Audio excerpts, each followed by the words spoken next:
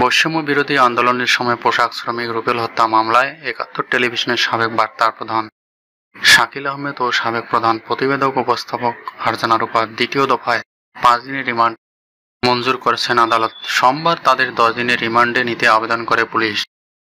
আবেদনের পরিপ্রেক্ষিতে তাদের ৫ দিনের রিমান্ড মঞ্জুর করেন ঢাকা মেট্রোপলিটন ম্যাজিস্ট্রেট মোহাম্মদ মোশাররফ হোসেনের আদালত। এর আগে ২২শে আগস্ট উত্তরা পূর্ব থানার একটি হত্যা মামলায় তাদের ৪ দিনের রিমান্ড মঞ্জুর করেন আদালত। গত ২১শে আগস্ট সকালে শাকিল আহমেদ ও ফারজানা রূপাকে হযরত শাহজালাল আন্তর্জাতিক বিমানবন্দর থেকে আটক করা হয়। তারা বিদেশে যাওয়ার উদ্দেশ্যে বিমানবন্দরে গেলে ইমিগ্রেশন কর্তৃপক্ষ তাদের আটক করে ডিবিতে হস্তান্তর করে। এরপর রাজধানীর উত্তরার এই হত্যা মামলায় তাদের গ্রেপ্তার দেখায় পুলিশ। এদিকে জাতীয় সমাজতান্ত্রিক দলের সভাপতি ও সাবেক তথ্যমন্ত্রী হাসানুল হক ইনুকে গ্রেপ্তারের পর জিজ্ঞাসাবাদ করছে ঢাকা মহানগর গোয়েন্দা পুলিশ। ডিবি সূত্রে জানা গেছে, সোমবার বিকেলে উত্তরার বাসা থেকে তাকে গ্রেপ্তার করে ডিবির একটি টিম। গ্রেপ্তারের পর একটি মাইক্রোবাসে করে তাকে ডিবি কার্যালয়ে নেওয়া হয়। হাসানুল হক ইনুর বিরুদ্ধে হত্যা মামলা সহ একাধিক মামলা রয়েছে। এসব অভিযোগে তার সংশ্লিষ্টতার বিষয়ে ব্যাপক জিজ্ঞাসাবাদ করা হচ্ছে। জানা গেছে, আগামীকাল মঙ্গলবার রিমান্ড আবেদন করে তাকে আদালতে তোলা হবে। চলমান পরিস্থিতিতে আগামী ১ মাস কোনো প্রকার দাবি দেওয়া নিয়ে অন্তর্বর্তীকালীন সরকারকে বিব্রতকর পরিস্থিতির সম্মুখে না দাঁড় করানোর জন্য সর্বসাধারণের প্রতি আহ্বান জানিয়েছে গণ অধিকার পরিষদের সভাপতি নুরুল হক নূর। সোমবার দুপুরের দিকে ঢাকা মেডিকেল কলেজ হাসপাতালের আহত সমনক হাসনাত আবদুল্লাহকে দেখতে এসে সাংবাদিকদের এসব কথা বলেন তিনি বলেন, দুই একটি দুষ্ট চক্র দাবি আদায়ের নামে আন্দোলন করে দেশের পরিস্থিতি অস্থিতিশীল করার চেষ্টা করছে। তারা দেশের বর্তমান দুর্যোগপূর্ণ পরিস্থিতিতে বন্যাতদের সর্বাত্মক সহযোগিতা না করে আন্দোলন করছে। নতুন বাংলাদেশ গড়ার জন্য আজ দেশের ছাত্র জনতা সোচ্চার হয়েছে। নারায়ণগঞ্জের রূপগঞ্জের রূপসী এলাকায় অবস্থিত গাজী টায়ার কারখানায় আগুন ১৭ ঘন্টায়ও নিয়ন্ত্রণে আসেনি।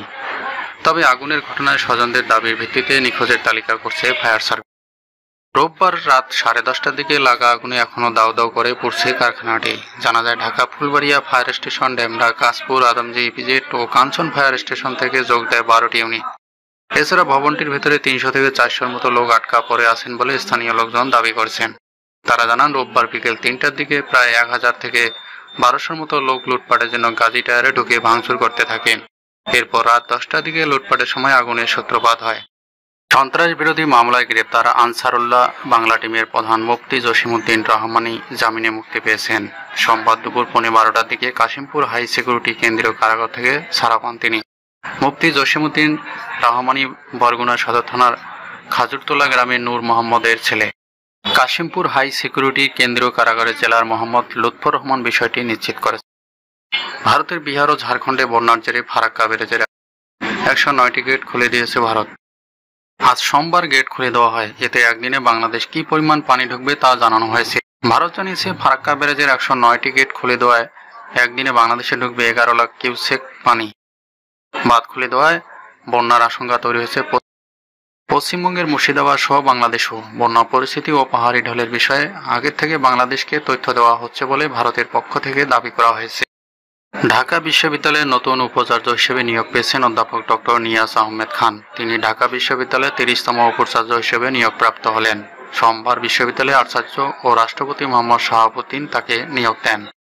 ডক্টর নিয়াজ আহমেদ খান ঢাকা বিশ্ববিদ্যালয়ের উন্নয়ন অধ্যয়ন বিভাগের অধ্যাপক এবং ইন্ডিপেন্ডেন্ট ইউনিভার্সিটি বাংলাদেশের উপাচার্য।